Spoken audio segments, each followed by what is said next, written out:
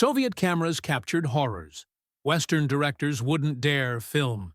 Did you know one Russian war movie was so graphic it caused audiences to faint in theaters? While Hollywood sanitized warfare, Soviet directors thrust viewers face first into the blood-soaked Eastern Front, where 27 million Russians died fighting Hitler's forces. These aren't just movies, they're psychological weapons that changed how the world sees war. Number 15. The Dawns Here Are Quiet. 1972. A remote anti-aircraft outpost operated entirely by young women becomes the last defense against elite Nazi paratroopers. Director Stanislavski shocked international audiences by focusing on female soldiers, something virtually unseen in Western war films of the time. What makes this film truly haunting isn't just the brutal combat sequences, but the flashback structure. Each woman's peaceful pre-war life is shown in full color, while their grim present unfolds in stark black and white. The stark visual contrast hammered home the human cost of war in ways that made Western critics uncomfortable. The lake scene caused particular outrage. 5 young female soldiers bathing, their brief moment of peace and normalcy shattered when Nazi scouts discover them. Soviet censors initially demanded cuts, claiming the nudity was inappropriate, but Rostotsky fought back, insisting the scene showed the vulnerability of beauty in wartime. When screened at Cannes, American distributors refused to pick up the film, claiming audiences wouldn't accept women dying so brutally on screen. The film became a rallying point for early feminist film critics who pointed out the hypocrisy. Male deaths were entertainment, female deaths apparently too disturbing. Leonid Brezhnev reportedly wept during a private Kremlin screening, and the film sparked the first major Soviet initiatives to formally recognize the contributions of female soldiers, many of whom had been written out of official war histories. Number 14. Trial on the Road, 1971. The Soviet government banned this film for 15 years because it dared portray a Red Army soldier who defected to the Germans before rejoining the Soviet partisans. Director Alexei German's father, a war veteran and writer, created the screenplay based on real cases of soldiers who switched sides then tried to redeem themselves. The protagonist, Lazarev, brilliantly played by Vladimir Zamansky, becomes a walking moral question mark. German stages gut-wrenching scenes where former comrades spit on Lazarev, demanding his execution while he desperately tries to prove his loyalty through increasingly suicidal missions against Nazi forces. Soviet cultural ministers were outraged, claiming the film slandered the Russian soldier and insisted all Soviet warriors fought with unflinching loyalty. The reality? Over 1 million Soviets collaborated with German forces, a fact the USSR desperately suppressed. German refused to modify his film, resulting in it being locked away until Gorbachev's glasnost reforms in 1986. Western critics, who finally saw the restored version, were stunned by its brutal honesty. Roger Ebert called it the most uncomfortably truthful war film ever made, while Soviet veterans themselves were divided. Many appreciated the complex truth, while hardliners protested screenings. The film pioneered a documentary-like approach with handheld cameras, natural lighting, and mud-caked realism that influenced generations of war filmmakers, including Spielberg's approach to Saving Private Ryan decades later. Number 13. Come and See, 1985. No film has captured war's psychological horror like Elem Klimov's nightmarish masterpiece. The story follows teenage Belarusian boy Flyora as he joins partisan fighters, only to witness atrocities that transform him from innocent child to hollow-eyed survivor in just a few devastating days. During filming, Klimov used live ammunition firing over actors' heads to capture genuine terror on their face. Lead actor Alexei Kravchenko was just 14 years old, and doctors monitored him during particularly traumatic scenes. His hair reportedly turned gray during the 9-month shoot from stress. The crew hypnotized him before the most disturbing sequences to protect his mental health. The film's village massacre scene, based on actual Nazi atrocities, was so graphic that ambulances were stationed outside some international screenings. In Boston, 3 viewers suffered nervous breakdowns, while a Japanese woman watching it in Moscow had to be hospitalized. The Soviet military initially tried blocking its release, fearing it would damage recruitment. Western critics were equally disturbed. The New Yorker's Pauline Kael called it too much to bear, while Stanley Kubrick admitted It made his own war sequences look like kindergarten. Martin Scorsese later revealed it influenced several torture scenes in his films. Francis Ford Coppola confessed, "I stole from it for Apocalypse Now, but couldn't match its raw power." The film was ultimately screened at schools throughout Russia, with officials arguing that sanitizing war's horror was a greater sin than showing it. Several NATO military academies now include it in psychological warfare training. Number 12. The Ascent, 1977. The only film directed by Larissa Shep before her tragic death. The Ascent follows two Soviet partisans through a freezing Belarusian winter as they're captured by Nazis and forced to make impossible moral choices. What sparked international controversy wasn't just the Christ-like suffering of the main character, but Shepitko's audacious suggestion that collaborators with the Nazis were morally complex human beings, not simply monsters. Filming in temperatures that dropped to 40 degrees demanded such realism that lead actor Vladimir Gostyukin suffered actual frostbite. The snow was so deep that equipment had to be moved by helicopter, and crew members reportedly wept during particularly grueling. Soviet authorities tried halting production 3 times, claiming the religious symbolism undermined communist ideology. The famous interrogation sequence caused particular outrage, showing a Russian collaborator portrayed with humanity and inner torment rather than as a one-dimensional traitor. Soviet critics attacked Shepitko for humanizing fascist collaborators, while Western audiences were stunned by the film's unflinching brutality, contrasted with moments of transcendent beauty. When screened at the Berlin Film Festival, several East German officials walked out, calling it religious propaganda disguised as a war film. The film won the Golden Bear regardless. Ingmar Bergman later cited it as the war film that most honestly captures human suffering. Tragically, Ko died in a car accident 2 years after the film's release, cutting short one of cinema's most promising careers. Elem Klimov, her husband, made Come and See partly as a tribute to her unflinching vision. Number 11. The Cranes Are Flying, 1957. Released during Khrushchev's cultural thaw, this film dared to show something Soviet cinema had never allowed. A woman whose fiancé goes to war, who then sleeps with his draft-dodging cousin. Director Mikhail Gorbachev created a national scandal by suggesting Soviet women weren't always faithful to their soldier husbands and boyfriends. Tatiana Samoilova's performance as Veronica caused international sensation. Her rape scene, implied rather than shown, was filmed with swirling cameras, distorted angles, and abstracted imagery that somehow made it more disturbing than explicit depiction. Soviet censors demanded cut. Kalatozov argued the scene represented Russia herself being violated by war. When the film screened at Cannes, it became the first Soviet movie to win the Palme d'Or, but created immediate controversy. American distributors edited out 12 minutes, claiming audiences wouldn't understand a heroine who betrays her soldier boyfriend. Meanwhile, hardline communists back home called for the film to be banned for slandering Russian womanhood. The famous staircase scene, where Veronica learns of her fiancé's death, was shot in a single take, with a handheld camera spiraling up 5 flights of stairs. This technical achievement influenced filmmakers worldwide, with Martin Scorsese later calling it the most emotionally devastating tracking shot in cinema. French critic André Bazin wrote that the film exposed the lie that only Americans understood human emotion in cinema, while Ingmar Bergman called Samoilova's performance the greatest female portrayal of war's effect on the human soul. Number 10. Liberation, 1970-1971.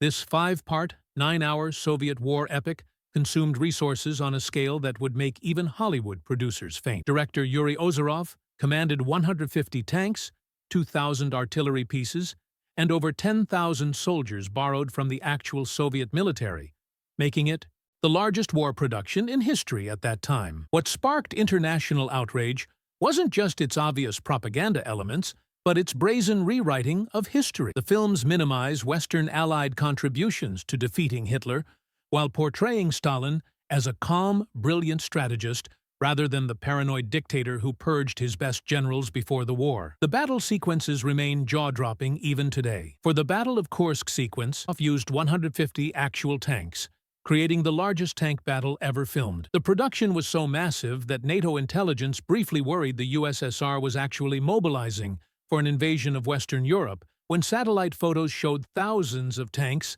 assembling near the Polish border. Western critics savaged the film's historical distortions. The New York Times called it technically impressive, but morally bankrupt, while British historians pointed out dozens of fabricated events. East German audiences, however, gave the film standing ovations, and it became mandatory viewing for Warsaw Pact military officers. Most controversial was the portrayal of Western leaders. Churchill appears as a champagne-sipping schemer trying to undermine the Soviet war effort. When screened at diplomatic events in London, several British officials walked out in protest. Despite the controversies, modern film historians acknowledge its spectacular battle sequences influenced war films for decades, including Enemy at the Gates and Saving Private Ryan. Number 9. Ivan's Childhood, 1962. Andrei Tarkovsky's debut feature follows a 12-year-old orphan working as a spy for the Soviet army. What horrified audiences wasn't just the notion of child soldiers, Tarkovsky's suggestion that war had permanently destroyed Ivan's humanity, making peace impossible even if he survived. The film's dream sequences sparked fierce debate. Shot in glowing white with surreal imagery, they contrast brutally with the mud-soaked reality of Ivan's wartime existence. Soviet officials demanded their removal, claiming they represented bourgeois formalism. Tarkovsky refused, nearly ending his career before it began. Most controversial was the film's ending, which implies Soviet leadership was willing to sacrifice children for military advantage. When Ivan volunteers for an incredibly dangerous mission, his commanders hesitate, but ultimately send him anyway. Western critics saw this as a damning critique of Soviet callousness, while Soviet officials insisted it represented patriotic sacrifice. Tarkovsky filmed the infamous birch forest sequence in negative, creating ghostly white trees against a black sky. The technique was so effective at creating psychological discomfort that several Soviet military officials walked out of early screenings, calling it defeatist and demoralizing. Jean-Paul Sartre defended the film against attacks from both Soviet hardliners and Western critics, writing, "This is not a political film, but a human one, showing that when adults wage war, children become monsters or corpses." Ingmar Bergman later called it a revelation that influenced his own portrayal of childhood trauma in later films. 8. White Tiger, 2012. Director Karen Shakhnazarov created international controversy with this surreal war film about a severely burned Russian tank commander who becomes obsessed with destroying a mysterious, seemingly invincible Nazi tank that appears and disappears like a ghost. The film's bizarre blend of war realism and supernatural horror drew fierce criticism. Russian war veterans called it disrespectful, while military historians dismissed it as fantasy, dressed as history. Western critics were equally confused, with The Guardian calling it brilliant but bewildering. What really sparked outrage, though, was the film's final scene, Hitler after the war, delivering a 10-minute monologue justifying his actions as necessary for human evolution. The controversy intensified when Shakhnazarov revealed the film was partially funded by Russia's Ministry of Culture. Opposition politicians demanded investigations, claiming public money was being used for films that humanize fascists. The director defended the scene as showing the banality of evil and Hitler's twisted logic, rather than sympathizing with Nazi ideology. Tank sequences were filmed using actual restored T-34 and Tiger tanks from museums, with no CGI. During one battle scene, a T-34 accidentally crashed through a building that wasn't meant to be destroyed, injuring 2 crew members. Shakhnazarov kept the footage in the final cut. Most disturbing was the burn ward sequence, filmed in an actual military hospital with real burn victims appearing as extras. Several crew members quit during this scene, calling it exploitation, but the director insisted it showed war's true consequences in ways sanitized Western films avoid. Number 7. Fortress of War, 2010. This Belarusian-Russian production depicts the defense of Brest Fortress, where roughly 1,000 Soviet soldiers held out for 9 days against 17,000 Nazi troops in June 1941. Director Alexander Kot sparked controversy by showing the Soviet military completely unprepared for the German invasion despite numerous warnings. The film's opening sequence caused particular outrage, depicting Soviet commanders drinking and celebrating the night before the attack while ignoring intelligence reports. Russian military historians demanded scenes be cut, claiming they dishonored the memory of Soviet leadership. Kot refused, pointing to declassified documents proving Stalin ignored multiple warning signs of imminent invasion. Western critics praised the film's brutal honesty while questioning its occasional lapses into heroic Soviet clichés. The most controversial element for international audiences was the depiction of children fighting alongside adults, some as young as 14 handling weapons and dying in graphic combat scenes. The production's commitment to realism was extreme. They reconstructed large portions of the actual fortress and used practical explosives rather than CGI. During one particularly intense bombardment sequence, several actors suffered hearing damage when explosions were detonated closer than planned. The director kept cameras rolling.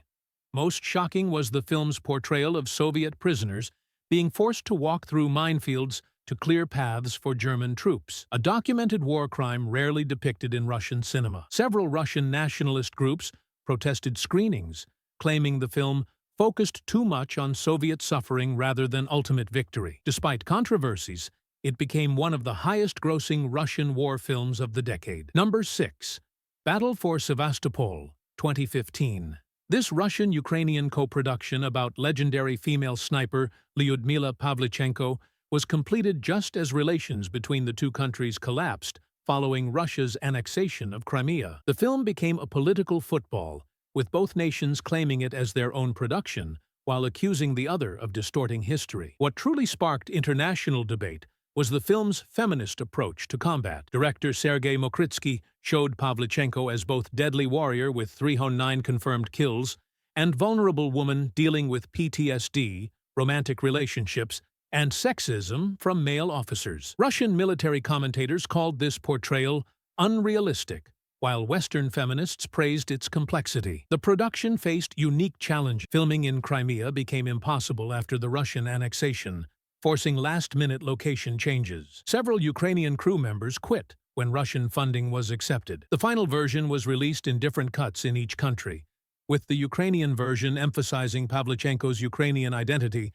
and the Russian cut portraying her as fundamentally Soviet. Most controversial was the sequence showing Eleanor Roosevelt's real-life friendship with Pavlichenko during her 1942 American tour. Conservative American commentators called these scenes Soviet propaganda, while Russian nationalists objected to showing any positive American-Soviet cooperation. The sniper duel sequences were filmed with technical advice from actual military snipers, creating some of the most realistic sniper combat ever depicted. The film's unflinching portrayal of a woman killing hundreds of men challenged audiences worldwide, with The Hollywood Reporter noting, "This film forces viewers to confront their gendered expectations about who can deal death in warfare." Number 5. The Star, 2002. This remake of a 1949 Soviet classic follows a doomed reconnaissance mission behind Nazi lines. Director Nikolai Lev ignited controversy by dramatically departing from the original's socialist realism, instead showing the brutal psychological toll of sending men on suicide missions. What outraged many Russian viewers was Lev's decision to make one of the scouts a former Gulag prisoner conscripted from Stalin's camp, directly acknowledging the Soviet practice of forcing political prisoners into the most dangerous missions as cannon fodder. Veterans groups demanded this character be removed, claiming it besmirched the Red Army's honor. Western critics noted the film's technical prowess while questioning its heavy-handed patriotism. The most disturbing sequence shows the scouts discovering a Nazi extermination site where local villagers have been systematically murdered. Filmed in desaturated colors with haunting sound design, several festivals considered restricting the film to adults-only screenings due to its graphic depiction of war crimes. The production employed former Russian special forces as consultants, resulting in unnervingly realistic small-unit tactics. During one ambush sequence, the actors underwent actual military infiltration training, crawling through mud for 12 hours straight to achieve authentic exhaustion on camera. Most controversial was the ending's departure from Soviet tradition. Rather than dying gloriously for the motherland, the scouts' deaths are shown as tragic and potentially unnecessary due to command incompetence. Russian Ministry of Defense consultants tried blockade insisted it honored the real scout sacrifice by showing the truth rather than propaganda. Number 4. The Cuckoo, 2002. Director Alexander Rogoshkin created international controversy with this unusual war film set in the remote forests of Finland in 1944. A Finnish sniper, a Soviet captain accused of anti-Soviet activity, a Sami woman who hasn't seen other humans in years, are thrown together, despite speaking three mutually unintelligible languages. What sparked outrage wasn't just the film's suggestion that ordinary soldiers on all sides were victims of political forces, but its unflinching portrayal of Soviet counterintelligence executing their own soldiers for perceived disloyalty. Russian military historians called these scenes Western-influenced revisionism, while Finnish audiences debated whether the film too easily absolved their country's alliance with Nazi Germany. The film's most controversial element was its depiction of Sami shamanic practices, including a graphic reindeer sacrifice scene. Indigenous rights groups criticized the portrayal as exoticized and inaccurate, while Russian Orthodox commentators called it pagan propaganda. The director defended these scenes, citing extensive research with actual Sami consultants. Most shocking to traditional war film audiences was the unusual romantic element. The Sami woman matter-of-factly takes both men as lovers, creating a temporary three-person family. Russian nationalist critics called this moral degeneracy, while Western reviewers praised the film's exploration of how human connection transcends political and cultural barriers. WWII Production's remote location created extreme challenges. The cast and crew lived without electricity or running water during the shoot, an experience that actor Viktor Bychkov said gave the film its authentic desperation. Despite controversies, it swept the Russian National Film Awards and became an unexpected international art house hit. Number 3. Stalingrad, 1993. Not to be confused with the 2013 Russian blockbuster, this German-Russian co-production follows a platoon of German soldiers as they're ground down by the brutal battle that turned the tide of WWII. Director Joseph Wills created controversy by presenting German soldiers as victims of their leadership rather than willing participants in Nazi aggression. Russian audiences were outraged by scenes suggesting Soviet commanders callously sacrificed their own men, using human wave attacks against German positions. Meanwhile, German viewers were uncomfortable with the film's graphic depiction of atrocities against Russian civilians, including a scene where soldiers throw a young girl from a window. The film's most disturbing sequence shows starving German soldiers killing and eating a Russian child's pet dog while the horrified owner watches. Shot in a single take with handheld cameras, the scene caused several walkouts during Berlin's. Wilsmeyer defended it as showing the complete moral collapse that hunger and desperation cause in ordinary men. Filming in 30-degree conditions led to actual frostbite among cast members, creating unnervingly authentic suffering on screen. The infamous Crossing the Volga sequence was filmed on the actual river, with actors plunging into near-freezing water. Medical teams treated several for hypothermia between takes. What truly set this film apart from Hollywood war movies was its unflinching portrayal of battlefield injuries. The production hired actual trauma surgeons as consultants for amputation scenes, creating such graphic realism that the film was initially banned in parts of Germany for glorifying violence, despite its clearly anti-war message. Number T-34, 2018. This high-octane action film about a daring T-34 tank crew escaping from Nazi captivity became Russia's highest-grossing war film ever, but sparked international controversy for what critics called video game violence and cartoonish patriotism. Director Alexei Sidorov created outrage by transforming a sacred subject, the Great Patriotic War, into an action spectacle with slow-motion tank shells, impossible stunts, and a romantic subplot many veterans found disrespectful. Russian film critic Anton Dolin called it Call of Duty, Soviet edition, while military historians pointed out dozens of technical and historical inaccuracies. The film particularly angered Polish audiences, with scenes suggesting Soviet forces were welcomed as liberators, ignoring complex historical realities. When screened in Warsaw, protesters disrupted showings, calling the film historical whitewashing and neo-Soviet propaganda. Western critics noted the film's technical prowess while questioning its politics. The Guardian called it technically brilliant but morally troubling, particularly regarding its cavalier treatment of an event that killed millions of Soviets. What truly set off debates was the Russian government's role.